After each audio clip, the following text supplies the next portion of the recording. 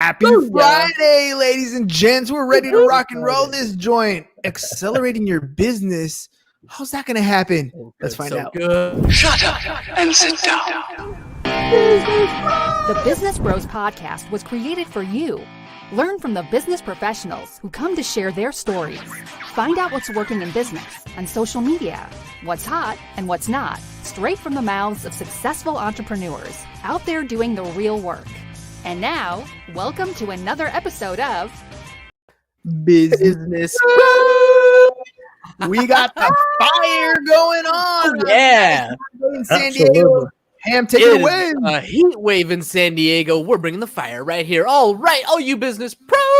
Before we jump into the show, just a quick reminder to please subscribe on whichever platform it is that you're listening to us on today. Give us a like, give us a follow, subscribe, and drop a review, and help other like-minded business owners find value from our awesome guests while we rise up in the podcast rankings. And if you want to be a guest on the show, I missed that last part, we will really appreciate it. And if you want to be a guest on the show, we'd love to have you on and learn from you as well. Go to www.businessbros.biz/podcast guest. Schedule your time slot. Don't forget to follow us on all our social media at Business Bros Pod. Ladies and gentlemen, we are so excited and so honored to bring another incredible guest on the Business Bros Pod. Our guest today is the preeminent advisor to CEOs who want to safeguard their businesses and their lives from unpredictability, establishing strategic partnerships that empower them to never again worry about growth. Having worked with over 1,500 CEOs across 33 countries, our guest is an expert in helping businesses expand internationally. As a world-renowned speaker and philanthropist, our guest's goal is to help over 800,000 kids in Latin America become entrepreneurs using local businesses in the next 3 years. Local resources in the next 3 years.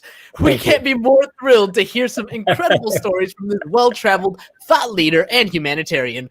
Joining us today out of the great state of Texas, the CEO Confidant from Divine Human Ventures and Wisdom for Kids. Welcome to the show, Angel Rebo.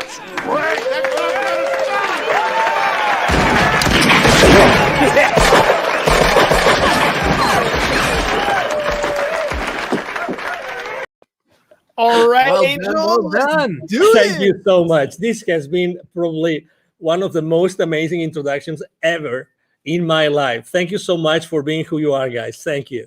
Oh, well, what can I say? James prides himself on the intros. They're probably Fun.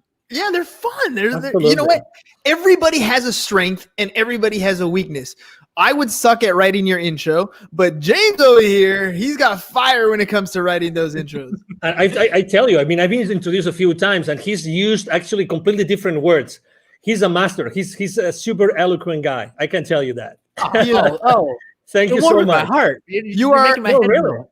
Yeah, you're a cunning linguist, Ham. You're a cunning linguist. All right. So speaking of talents, right? Speaking of strengths, speaking of weaknesses, look, anytime anybody's going to start a business, we all start off thinking, I know what it takes. I'm going to make this thing grow. I'm going to me, I. But ultimately, you need a team to make things happen. So Angel, tell me a little bit about what it takes to grow a business and what is it that you do exactly? Exactly. So basically, in a nutshell, what I do is I help both corporate CEOs and established entrepreneurs to bridge the gap globally for expansion and exposure. It means that I help them take their businesses internationally. Okay. And what it takes for someone to accelerate the growth of their businesses by going internationally, the first thing that it takes is the willingness to do it, but the resources. The resources. I've seen many times people wanting to go internationally, fully internationally, and they have not made their homework. They have not really taken into consideration what it takes to go internationally. Very often it happens to us entrepreneurs that if we have an offer online, we think, okay, so if we are super successful in the US, then going south of the border, we just translate our materials, our courses, whatever that is, and we're going to be successful. I hate to say no. No, there's many more things involved in going internationally, and you have to do your homework. And there's financial implications on the decision of going international. So you have to consider those implications. Let's hover here for a second, because we live in an age where the World Wide Web has literally shrunk the planet. We can have international quote unquote business going on from the living room or your basement or wherever you're talking about. So let's hone in on that. What do you mean when you're talking about growing internationally? Yes, so that's true. You can run your business from your home, and you have the worldwide, web, and you can go everywhere. But every single potential client in every single country, geography, culture thinks differently. You have to embrace, you have to acknowledge that, and you have to really know what is going to drive a potential sale from another country. Okay, so I mean, being reactive, we might have clients from other geographies, but the reality is that talking to someone, let's say south of the border or north of the border, talking about the US, right? It's different. And you have to be, if you really want to be strategic and you really want to be successful, you have to do it differently. You have to think about it. Okay, so you can run your business from your home and you have the World Wide Web open, but there are things that you have to take into consideration from the point of view of the client. You have to talk to the client differently on every culture. Remember, we are, separated, even sometimes even trying to go, let's say I have a business in Texas and I really want to be successful in taking my business to another state. That there are cultural differences, right? That huge. Someone in Utah is different from someone in Texas, right? And everybody knows that. So if you really want to be successful, does it make sense to consider the differences between selling in Utah and selling in Texas? Of course it does. And you spoke about in the introduction, you actually mentioned something, which is, are you partnering with the right people? Probably if you want to go international, or even, as I said before, to another state, what about partnering up with someone who's already there, who's already aware of those differences, that can help you be more effective in conducting business in that area? And this is very often a blind spot that people forget. So, okay, it's easy to run your business from your home, but be mindful, be aware of the differences. What kind of differences should we be looking for when we're first starting out? Because there are so many. I mean, like you said, there's cultural differences, there's currency differences, there's tax treatments. I mean, there's all kinds of things that we can think about when we're talking about those differences. But what are some of the first things that we should kind of pay attention to? So that's why go step by step. I mean, going internationally right out of the gate, I don't think is the right thing to do, unless you only go internationally to a specific area because you know that there's a need for that there, and you know that the people there are going to buy from you. Unless that's the case, it's scaling up by accelerating the growth of your business by going international. It means that you have already had to establish your business somehow. That's very important. Okay, so initially, I don't recommend anybody doing that unless, again, that's going to be your number one strategy. So if that's your number one strategy, you have to really know what these people want. Okay, the people in this area, what do they want? So you have to really speak with these people over there. Sometimes, we tend to think, oh, it's extremely difficult. No, it's very easy. Reach out. There's social media again, and you can go in social media and you can start talking to people who live in that area. It's really simple. There's something in the entrepreneurial world, in the startup world, there's something called a minimum viable product. You've probably heard this thousands of times, right? Mm-hmm. So when you start your business, you probably have a minimum viable product or service that you want to offer to your audience, right? So the first thing you have to do is, if you want to go international, start talking to your audience about what you want to do. And I start asking them, hey, if I was to launch this product, sell it there, or this service, would you be willing to buy from me? And what would be the kind of service or product that you would buy from me, in that particular, area of expertise that I have? So that's the first thing. Talk to your market early on your business strategy. And sometimes, and I think that's probably, we are all to blame, for this, which is we try to be perfectionists. We try to be like, we have all the responses, all the answers before we do anything else. There's one business mantra. There's one mantra I use with every single one of my clients. I've been using for the last 5 years since I started my own business, which is take imperfect action now. Take imperfect action now. Hey, Don't worry about anything else. You only need yourself, and you need to start reaching out to the people in the market, in the place where you want to start selling your products or your services. That's it. Start talking to them and start making mistakes. Start making mistakes. There's no such thing as the perfect sales pitch, the perfect service, the perfect product. There's only the thing that you reach out to the potential buyers and you know what they think, and keep on making, keep on perfecting your pitch, keep on perfecting your product and your service. Really, that's the first step. Take imperfect action now. I love that. I love that because it's absolutely true. I talk about that all the time about taking action, and you have a choice. You can do it or you cannot do it. And I think the people who sit back and try to wait till it's 100% perfect are the ones who struggle. I forgot what book I read it in, but they were talking about, I think it was Mentor to Millions. And what they were saying was most successful people wait until they have about a 70% of a plan, right? After that, they put it into action because there's nothing else you can predict. At that point, you have something that's viable that'll take you in the direction that you want to go. Will it get you to the destination? Probably not. But you're moving forward and you're not stagnant and stuck in one particular situation or at worst, not taking any action, right? When I remember reading or learning about Disney, and they were opening up in China, I think it was China or Japan, I'm not sure exactly, but they were out there in the East. And when they went out there, they opened up operations right away, just like they had done in Florida, just like they had done in Disney. And they didn't take into consideration some of the cultural differences and had to restructure some things. So, acting on a plan is first and foremost. When you're talking to CEOs or different people who are ready to take that next scale, right? What's some of the fears that they have or some of those hesitations that prevent them from taking action?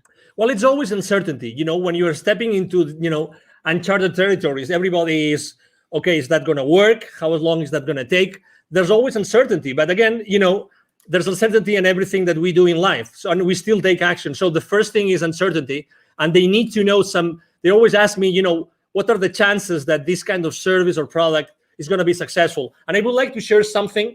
And this piece of information, it came from, there's the number one entrepreneurial program as far as college degree goes in the country is from a school in Massachusetts called Babson College, okay? Mm-hmm. They're very well known. You probably heard of them. Consistently, the number one entrepreneurial program, actually not only in the country, but in the world most of the time. Okay, so I was talking to the director of the accelerator, and that was 4 or 5 years ago. And she was telling me, Angel, 5 years before, so 10 years ago, it would take probably a few $100,000s for any technology, any startup to make a difference in the world. I'm talking about 5 years ago. Today, 5 years ago, only $15,000 to $20,000 was the amount of money that some startups had as a seed money to start disrupting the world. The point I'm trying to make is more and more often we see that the amount of money needed to make a difference in the world is lower and lower, is smaller and smaller. So what's the difference? The difference is that today there's so much technology out there that we can scale up any service or any product in the market like fast, like really, really, really fast. So again, going back to the same thing, take imperfect action now. Take imperfect action now. You really don't need so much time or so much money. What you need to do is to make sure that you start proof testing your value proposition, your product or your service in the market as soon as possible. So you can start burning, those early stages, and you can start, perfecting your product and your service. And you realize that, and you eventually see, you see the future with a level of uncertainty which is much higher. Again, to your question, it's uncertainty, but how do we lower the level of uncertainty? It's just by taking action, by start connecting with the market and start exposing our value proposition in the market. You have a ton of energy, and I love that because Thank you know you. when people come on the show, it's not always as exciting when the other person doesn't have energy, but that Thank you. fuel comes from somewhere, right? Yeah. Why did you get into this particular space? I mean, it sounds like Thank you're you. ready to take on business and scale things at your own rate, and yet you took Thank a you. different approach. Why that approach? Why what you're doing? Why is it what you're doing gives you so much energy? Well, probably because, well, number one, I would say first of all, because of my father, probably because my father is a super positive guy. Extreme. I mean, back in Spain, he's right now 80 years old. He's going to be 81 this year, alive and kicking. He's still working on business. He's always been like that model for me, like always super positive. He's made a lot of he's set up and grown a lot of businesses, both nationally and internationally. He's made a lot of mistakes, but you know what? He was always in that mood, always. And every time he was being asked, he was always, his first statement, he was always, I am so blessed that I have been able to help these hundreds of families, these hundreds of people with the families behind them. And that's the legacy. That's his legacy. So I think that this, flame that I have inside of me is because I really like to share my experience with people.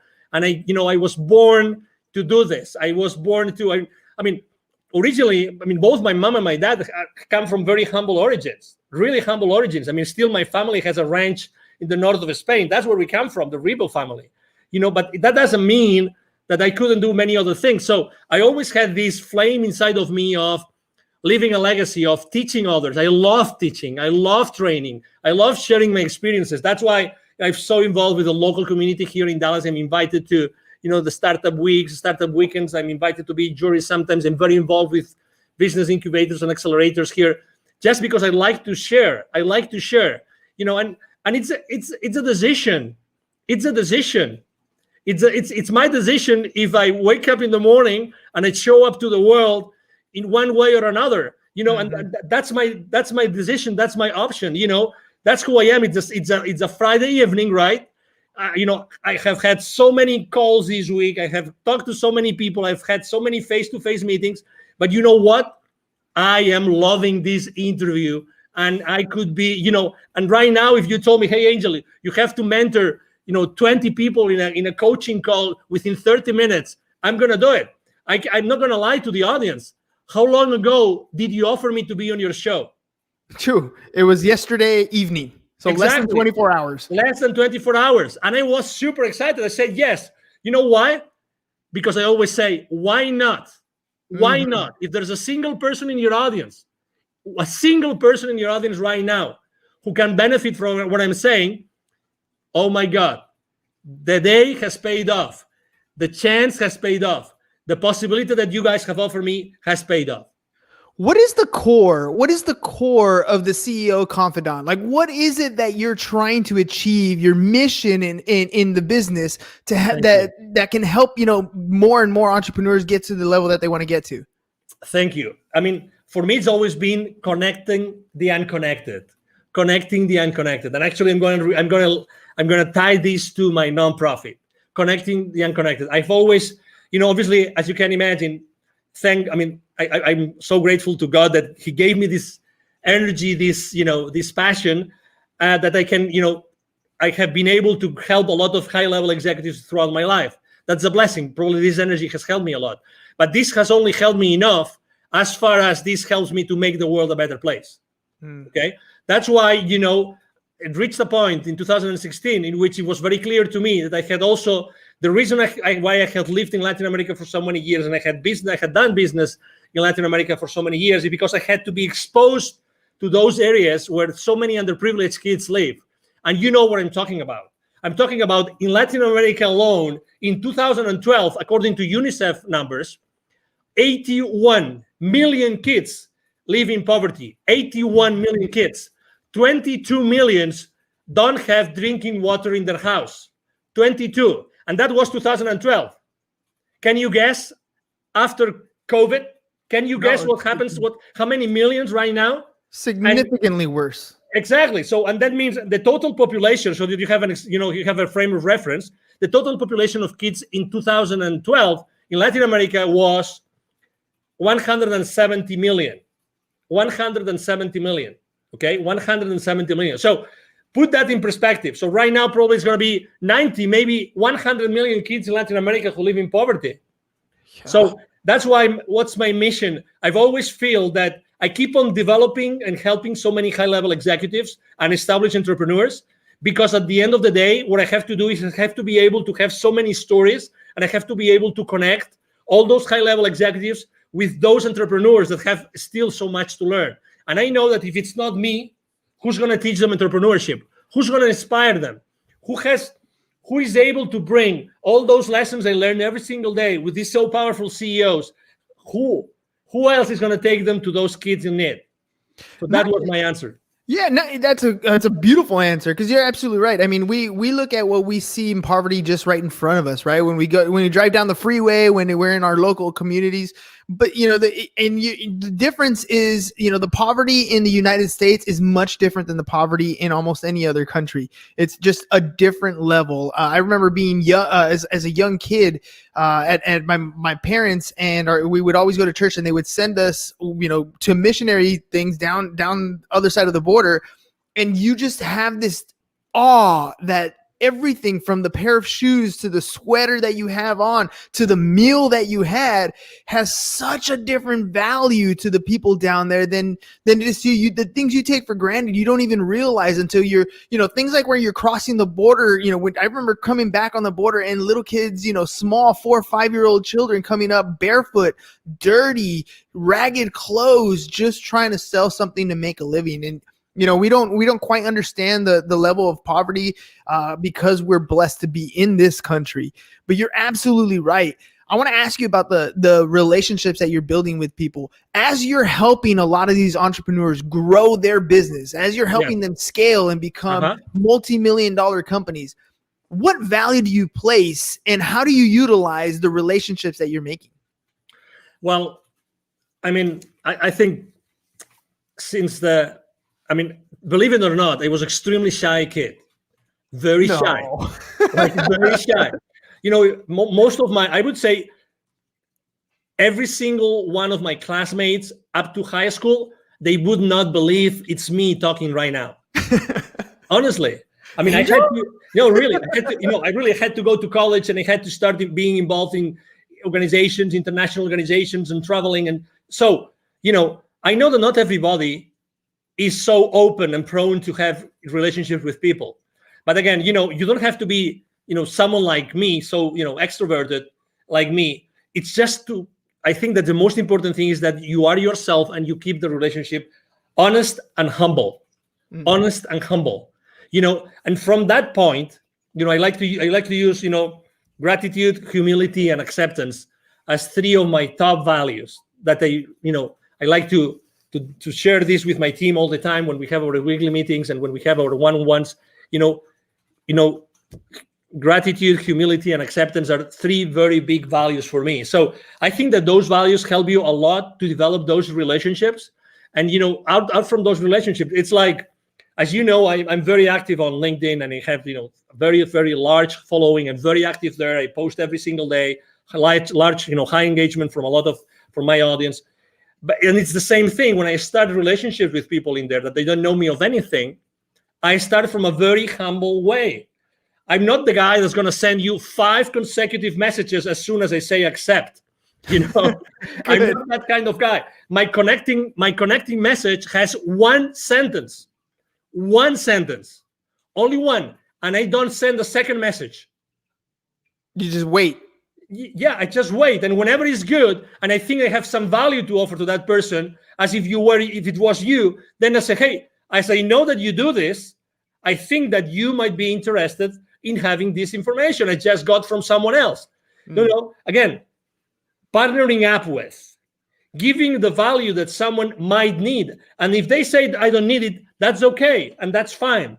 That's why a value download on people. I don't really believe in downloading things on people that they don't really need. So that's why I always keep my connections online as much human as possible.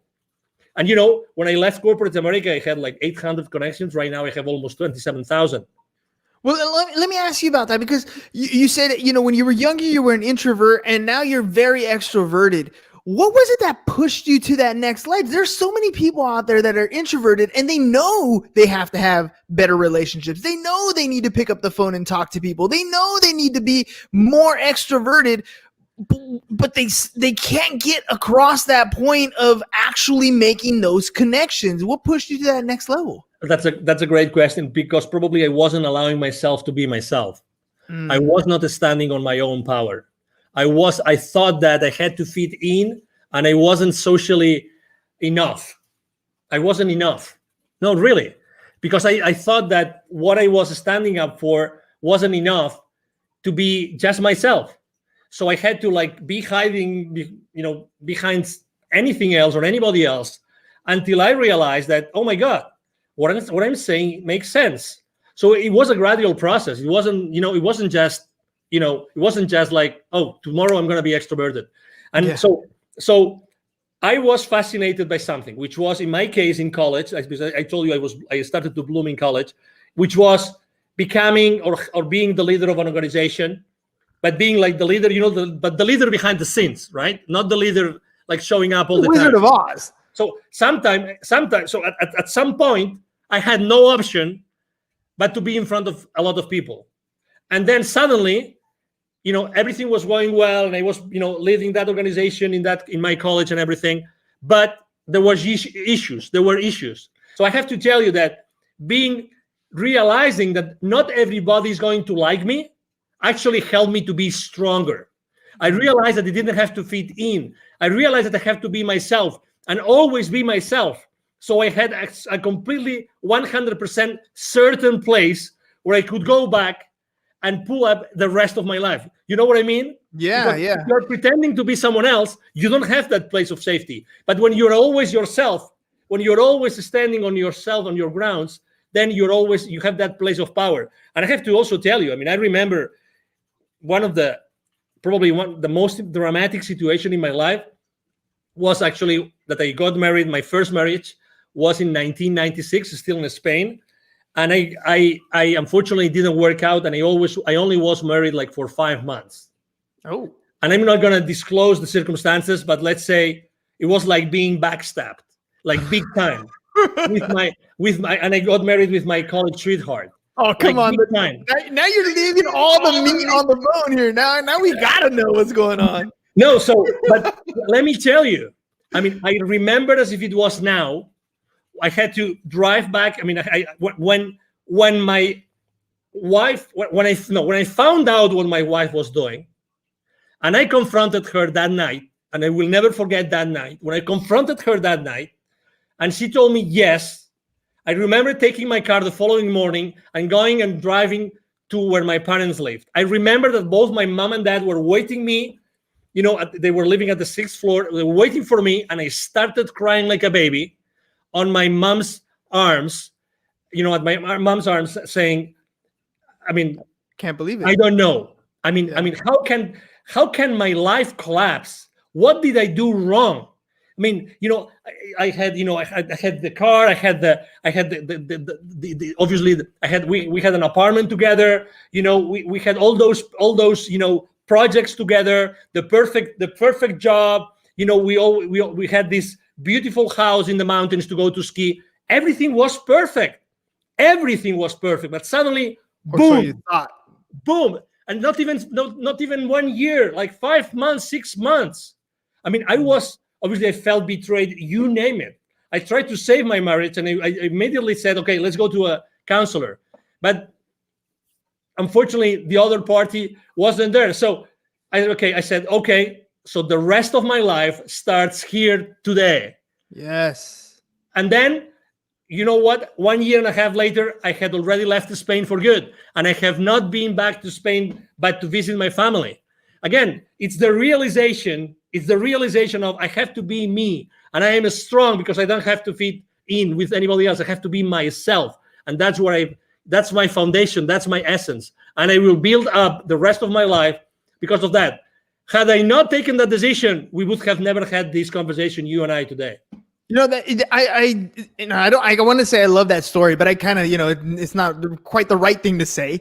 But the fact that you accepted it at the end, right? The heartbreak, the pain, the agony, what you're going through, those are feelings that you're going to have. But at some point, no matter what happens in your life, good, bad, or indifferent, you have to accept that tomorrow the sun's going to rise. Tomorrow is another day, and every day you have that choice to make something happen. You can dwell in it, you can live in it, you can wallow in sorrow and feel sorry for yourself for as long as you can. But every day that happens is another day that you're not fulfilling whatever dream is that you want to achieve. You're hurting yourself by allowing yourself to live in that position for too long. Feel it, hurt it, learn from that mistake. But you need to make a choice and accept that it happened. Totally. Otherwise, you're never going to move forward. I agree. And I have to say, this counselor that, we went together, with my ex-wife at that time, it was the same counselor that said, hey, okay, so she's not coming back. Can you please help me? Can you please help me go through this path? Can you please help me? And I have to tell you, the certainty that this counselor told me, so these are the stages you're going to go through. A, B, C, D, and E. He told me, he explained those to me, and I understood them, and I said, okay, where am I now? And he told me, no, it's a good question. It's a good question. Yeah, of course. So you are here. Okay. Typically, what do you see in your practice? How long is it going to take for me to get to the final, destination of this, of this, whatever it is, right? Of this journey. He said, well, it's up to you. I've seen people here and I've seen people there, and I've seen people that will never recover from a divorce or from a separation. Okay. Mm-hmm. So I kept on going with him. I kept on having, again, I asked for help. God bless. That's something I obviously, in any facet in life, ask for help, look for help. Always. There's always going to be someone that can help you. Always. The only scarce resource in your life is time. Yes. Get over any situation, any challenge with the help of someone that's been there before. Do that. Don't hesitate. It doesn't matter. Money comes and goes. Do that. And oh my God, after 6 months of my separation, guess what? Guess who came after one of my, I just finished one of my swimming practices. I love swimming. Guess who came to say, I would like to come back together? Who was it? I'm not going to say, but you know the story, right? You know the story. And I said, unfortunately not. I don't want this to happen in the future when we already have children. I don't want that for my life. Decision made. Imperfect decision. Don't know what the outcome was going to be, but you weren't going to do it again. No. Oh man, Angel, that's, I love that, the whole idea of time scarcity, right? You only have so much time in your life. And yes, ladies and gents, you're going to feel uncomfortable when you're going to make a decision. You're not going to know the outcome. It's going to be scary. It's going to feel weird, but do it anyways. Do it anyways, because there's only two types of regret that you're going to have when you're older. And one of the biggest ones, the worst ones, is when you're 98 years old and you are incapable and you're out of time to have that regret to worry about. So take the action. You might make a mistake and it's okay. There's always a way to correct, but take that action. Angel, before we head out, let our audience know if they want to work with you, how can they get a hold of you? Absolutely. The first thing is, it's very easy. Send me an email. I have a team behind me. We all work together. We will always respond to you. My email is very easy. My email address is angel@angelrebo.com. I'm going to spell it for you. ANGEL@ANGELRIB.com. That's the easiest way. If you want to know, what I do, what I stand for, you can go to LinkedIn, Angel Rebo, the CEO Confidant. And you will see me there every single day posting. I post a lot of personal stuff because I think it's important for everybody to know, what I think is important for me. And obviously, I would like to help you. And needless to say, thank you very much, guys, for being so kind with me and allowing me to be today on your show. Hey, man, thank you for coming on last minute. Thank you for sharing, being vulnerable. I honestly believe that some of these stories that we have in our life, some of the worst stories in our life, make the greatest connections with people. So thank you very much for sharing some of your worst times with us. I connected with you. I'm sure there's a lot of our listeners that connected with the same type of story. Thank you. All right, ladies and gents, it is Friday, but we'll be back because Monday's going to come right around the corner. So that's all we got for you guys today. Have a great and safe weekend. Peace. And we're out. Thank you for listening to the Business Bros Podcast. Are you looking to get more clients or to increase your income? Hernan, the business bro, can help you generate referrals through the power of podcasting. And James, the insurance bro with Pipeline Insurance, can help you effectively add insurance to your existing business. If you are ready to create wealth today and generational wealth for tomorrow, email businessbros@csfirst.com to schedule a free consultation or join the Business Bros Network, www.businessbros.biz.